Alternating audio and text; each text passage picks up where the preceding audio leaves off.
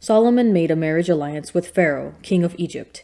He took Pharaoh's daughter and brought her into the city of David until he had finished building his own house, and the house of the Lord, and the wall around Jerusalem. The people were sacrificing at the high places, however, because no house had yet been built for the name of the Lord. Solomon loved the Lord, walking in the statutes of David his father. Only he sacrificed and burnt incense at the high places. And the king went to Gibeon to sacrifice there, for that was the great high place. Solomon used to offer 1,000 burnt offerings upon that altar. At Gibeon the Lord appeared to Solomon in a dream by night, and God said, "Ask what I shall give you." And Solomon said, "You have shown great and merciful love to your servant David my father, because he walked before you in faithfulness, in righteousness, and in uprightness of heart toward you. And you have kept for him this great and merciful love, and have given him a son to sit on his throne this day. And now, O Lord my God, you have made your servant king in place of David my father. Although I am but a little child, I do not know how to go out or come in. And your servant is in the midst of your people, whom you have chosen, a great people, that cannot be numbered or counted for multitude. Give your servant therefore an understanding mind to govern your people, that I may discern between good and evil. For who is able to govern this great people of yours?" It pleased the Lord that Solomon had asked this, and God said to him, "Because you have asked this, and have not asked for yourself long life or riches, or the life of your enemies, but have asked for yourself understanding to discern what is right, behold, I now do according to your word. Behold, I give you a wise and discerning mind, so that none like you has been before you, and none like you shall arise after you. I give you also what you have not asked, both riches and honor, so that no other king shall compare with you all your days. And if you will walk in my ways, keeping my statutes and my commandments, as your father David walked, then I will lengthen your days." And Solomon awoke, and behold, it was a dream. Then he came to Jerusalem, and stood before the ark of the covenant of the Lord, and offered up burnt offerings and peace offerings, and made a feast for all his servants. Then 2 harlots came to the king, and stood before him. The one woman said, "O my lord, this woman and I dwell in the same house, and I gave birth to a child while she was in the house. Then on the 3rd day after I was delivered, this woman also gave birth, and we were alone. There was no one else with us in the house, only we 2 were in the house. And this woman's son died in the night because she lay on it. And she arose at midnight, and took my son from beside me, while your maidservant slept, and laid it in her bosom, and laid her dead son in my bosom. When I rose in the morning to nurse my child, behold, it was dead. But when I looked at it closely in the morning, behold, it was not the child that I had borne. But the other woman said, No, the living child is mine, and the dead child is yours. The first said, No, the dead child is yours, and the living child is mine. Thus they spoke before the king.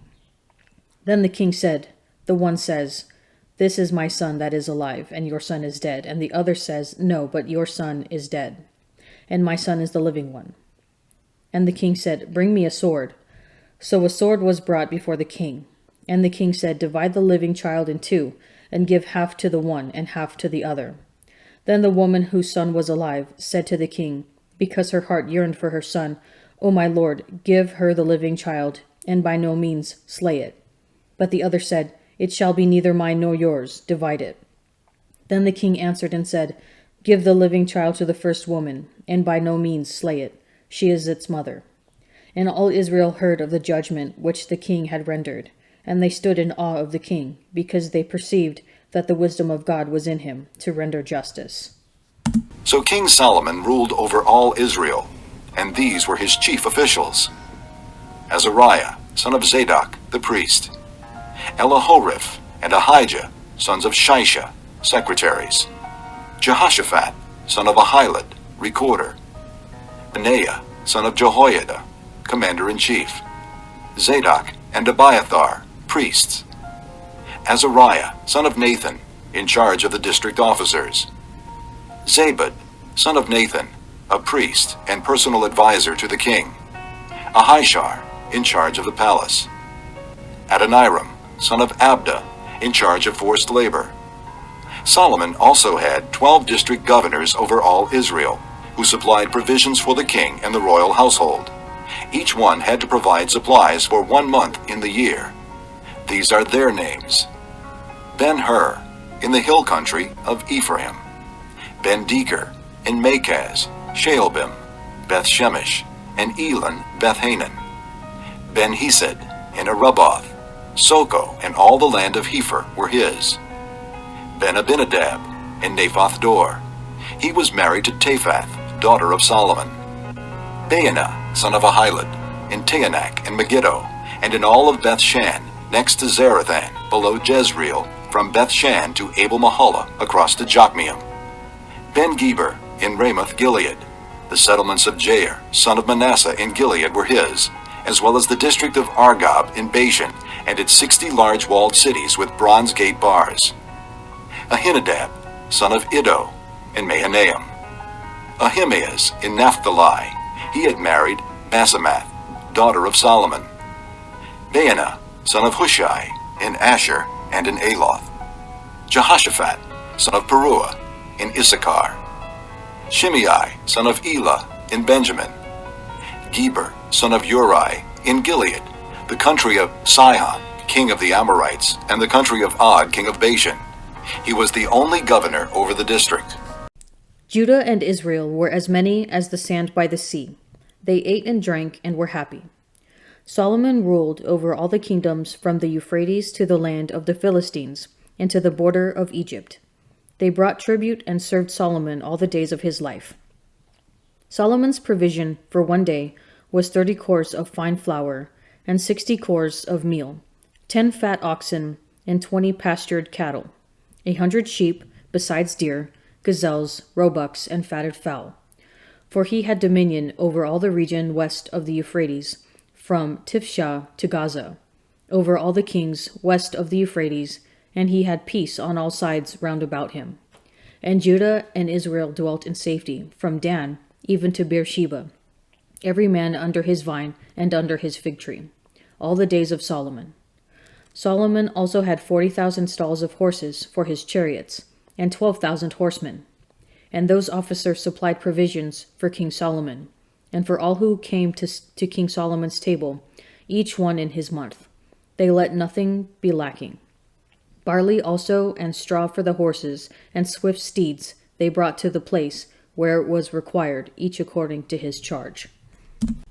Blessed are those whose way is blameless, who walk in the law of the Lord. Blessed are those who keep his testimonies, who seek him with their whole heart, who also do no wrong, but walk in his ways. You have commanded your precepts to be kept diligently. O that my ways may be steadfast in keeping your statutes. Then I shall not be put to shame, having my eyes fixed on all your commandments. I will praise you with an upright heart, when I learn your righteous ordinances. I will observe your statutes.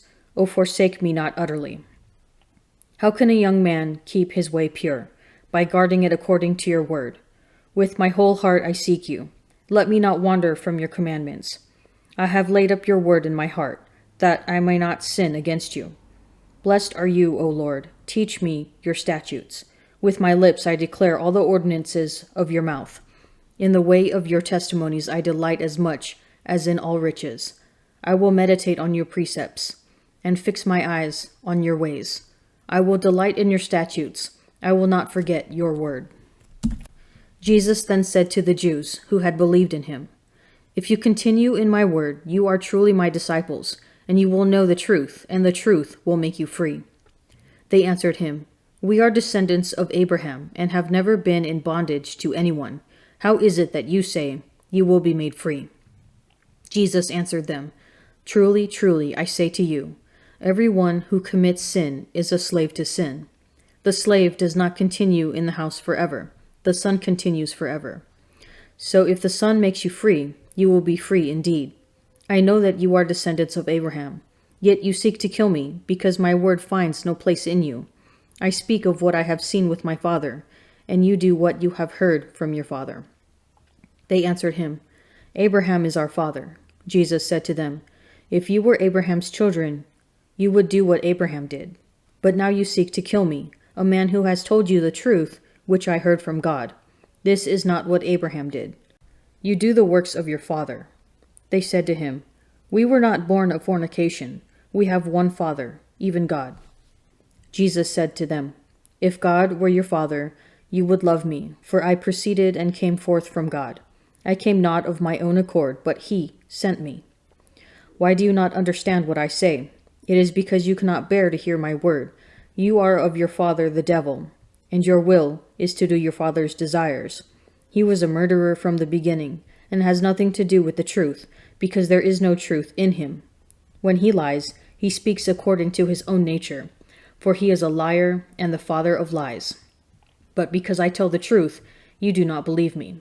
Which of you convicts me of sin? If I tell the truth, why do you not believe me? He who is of God hears the words of God. The reason why you do not hear them is that you are not of God." The Jews answered him, "Are we not right in saying that you are a Samaritan and have a demon?" Jesus answered, "I have not a demon, but I honor my Father, and you dishonor me. Yet I do not seek my own glory. There is one who seeks it, and he will be the judge.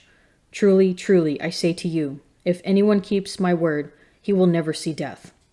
The Jews said to him, "Now we know that you have a demon. Abraham died, as did the prophets, and you say, if anyone keeps my word, he will never taste death. Are you greater than our father Abraham, who died? And the prophets died. Who do you claim to be?" Jesus answered, "If I glorify myself, my glory is nothing. It is my Father who glorifies me, of whom you say that he is your God.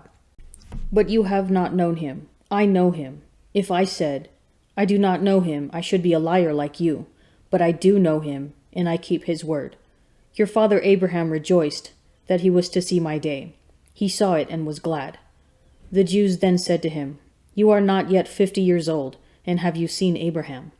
Jesus said to them, "Truly, truly, I say to you, before Abraham was, I am."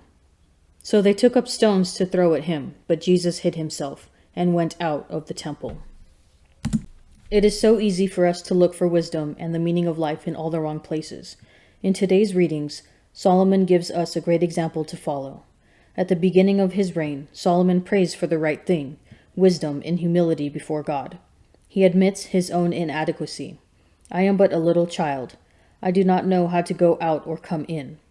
He needs the Lord's wisdom in order to govern.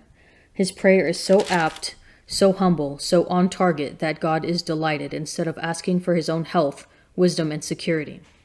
Solomon asks for wisdom for the good of others, so that he can lead God's people well.